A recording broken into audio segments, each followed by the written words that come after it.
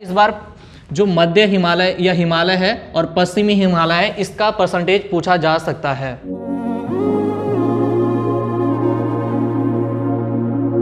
Hello दोस्तों, हमारे YouTube channel में आपका स्वागत है। मेरा नाम आशीष रावत है। मैं PR के स्टडी पॉइंट में एक सीनियर फैकल्टी हूं। दोस्तों, पिछली क्लास में हमने उत्तराखंड के मानचित्र का अध्ययन किया था, जिसमें हमने उत्तराखंड के साथ स्पर्श होने वाले देश तथा राज्यों की स्थिति देखी थी। इस क्लास में हम उत्तराखंड के आंतरिक जिलों का अध्ययन करेंगे। चलिए दोस्तों, आज की क्लास को स्टार्ट करते हैं। ये यहाँ पर उत्तराखंड का मानचित्र बनाया गया, जिसमें एक बार दोबारा से हमने उत्तराखंड के सभी 13 जिलों को निर्धारित किया है।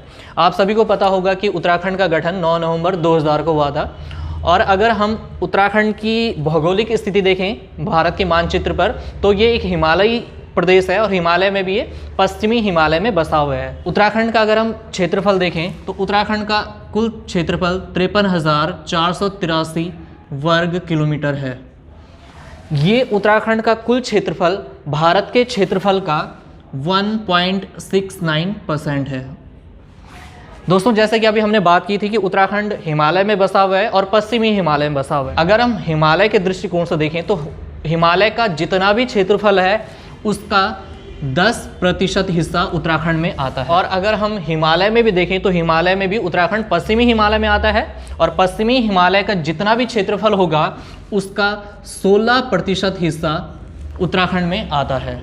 दोस्तों, 1.69% वाला क्वेश्चन एग्जाम में 2-3 बार पहले पूछा जा चुका है, लेकिन अब एग्जाम का लेवल बढ़ चुका है, तो शायद इस बार हिमालय है और पश्चिमी हिमालय है, इसका परसेंटेज पूछा जा सकता है। दोस्तों, तो अभी तक हमने उत्तराखंड की भौगोलिक स्थिति देखी।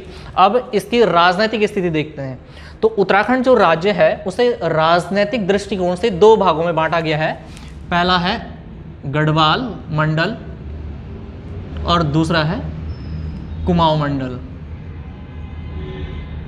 अगर हम गढ़वाल मंडल की बात करें तो गढ़वाल मंडल 1969 में बनाया गया था और कुमाऊं मंडल की बात करें तो वो 1854 में बनाया गया था। गढ़वाल मंडल में कुल 7 जिले रखे गए हैं, जबकि कुमाऊं मंडल की बात करें तो इसमें कुल 6 जिले रखे गए हैं। अगर हम इन दोनों मंडलों की एरिया की बात करें तो वो हमें दिख रहा है कि गढ़वाल मंडल में 7 जिले हैं, तो मीन्स इसका क्षेत्रफल ज़्यादा होगा, जबकि कुमाऊं मंडल में 6 जिले हैं तो इसका क्षेत्रफल कम होगा। अगर हम गढ़वाल मंडल की क्षेत्रफल की बात करें तो उत्तराखंड के कुल क्षेत्रफल का 60.67% गढ़वाल मंडल में आता है और उत्तराखंड के बाकी जो बचा हुआ है 39.33% एरिया वो कुमाऊं मंडल में आता है। अगर उत्तराखंड की हम भौगोलिक स्थिति को देखें तो उत्तराखंड का जो अधिकांश भाग है वो पर्वतीय है और बाकी इसके उत्तराखंड के केवल 2 ही जिले हैं जो पूरी तरह से मैदान में आते हैं। एक है उधम सिंह नगर जो कि कुमाऊं मंडल में पड़ता है, दूसरा हरिद्वार जो कि गढ़वाल मंडल में पड़ता है।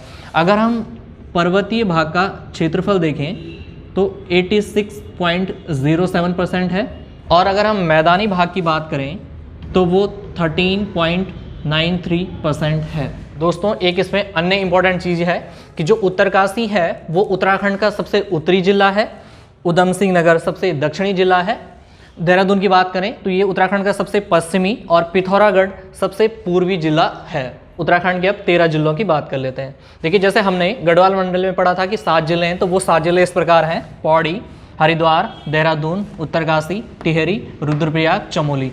इतना ये पोर्शन पूरा गढ़वाल मंडल में आता है और पिथौरागढ़, बागेश्वर, अल्मोड़ा, चंपावत, नैनीताल, उधम सिंह नगर ये जिले कुमाऊं मंडल में आते हैं।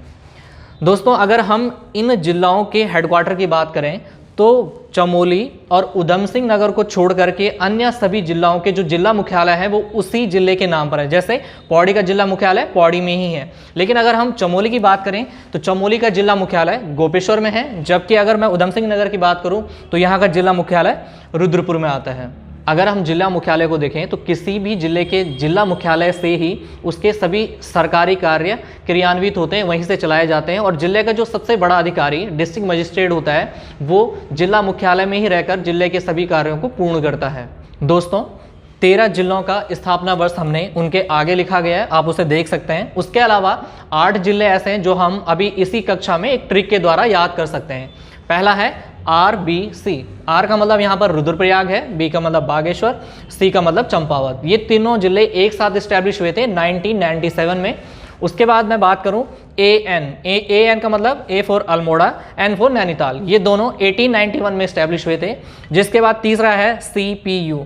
C का मतलब चमोली, P का मतलब पिथौरागढ़, U का मतलब उत्तरकाशी। ये तीनों जिले 1960 में इस्टेब्लिश हुए थे। बाकी के जिले आप यहाँ पर लिखे गए हैं, उनसे याद कर सकते हो। इन ट्रिक के द्वारा हम उत्तराखंड के और महत्वपूर्ण क्वेश्चन को भी याद रख सकते हैं। जैसे कि हमने यहाँ पर CPU देखा था, चमोली, पिथौरागढ़, उत्तरकाशी, ये तीनों 1960 में इस्टेब्लिश हुए थे।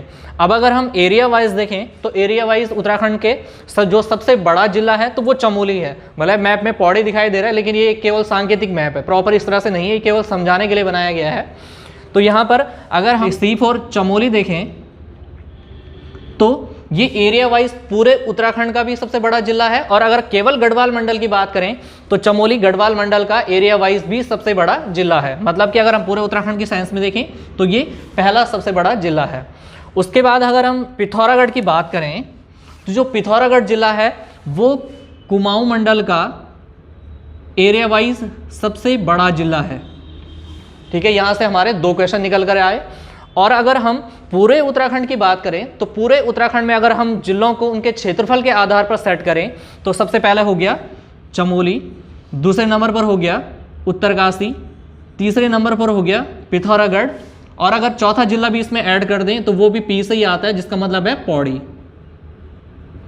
इसी ट्रिक को अगर हम थोड़ा और मॉडिफाई करें तो इसको हम कप भी पढ़ सकते हैं एरिया वाइज, जिसमें से पहला हो गया चमोली, दूसरा हो गया उत्तरकाशी, तीसरा हो गया पिथौरागढ़ और चौथा हो गया पौड़ी।